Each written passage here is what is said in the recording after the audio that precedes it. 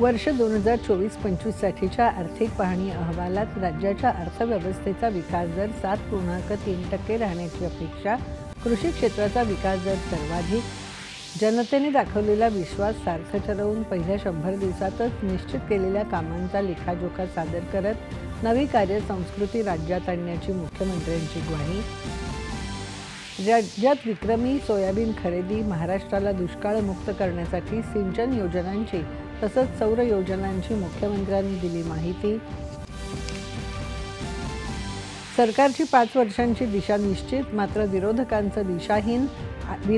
दिशाहीन आणि गोंधळलेले, उपमुख्यमंत्री एकनाथ शिंदे यांचं विधान परिषदेत चर्चेला उत्तर, विधान परिषदेत 2024-25 साठीच्या 6,486 कोटी रुपयांच्या पुरवणी मागण्या चर्चेनंतर मंजूर, पुण्यश्लोक अहिल्यादेवी होळकर यांच्या त्रिजन्म शताब्दीनिमित्त विधान परिषदेत त्यांचा सन्मान करणारा ठराव त्यांचे वंशज सभापती राम शिंदे यांच्याकडून सादर, राज्याच्या होर्डिंग धोरणामध्ये सुधारणा करण्यात येत असल्याची नगरविकास खात्याचे प्रभारी मंत्री उदय सामंत यांची विधानसभेत माहिती,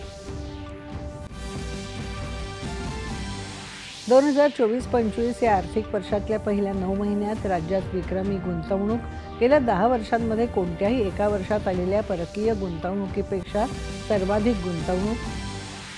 जागतिक महिला दिनानिमित्त राज्यातल्या प्रत्येक ग्रामपंचायतीमध्ये विशेष ग्रामसभा आयोजित करणार महिला आणि बालविकास मंत्री, पंतप्रधान नरेंद्र मोदी यांच्या हस्ते सिल्वासा इथे 2,580 कोटी रुपयांच्या विविध विकास प्रकल्पांचं उद्घाटन आणि लोकार्पण, आणि केंद्रीय औद्योगिक सुरक्षा दलाने राष्ट्रीय सुरक्षेत सर्वोच्च मानदंड तयार केल्याचे केंद्रीय गृहमंत्री अमित शहा यांचे प्रशंसोद्गार.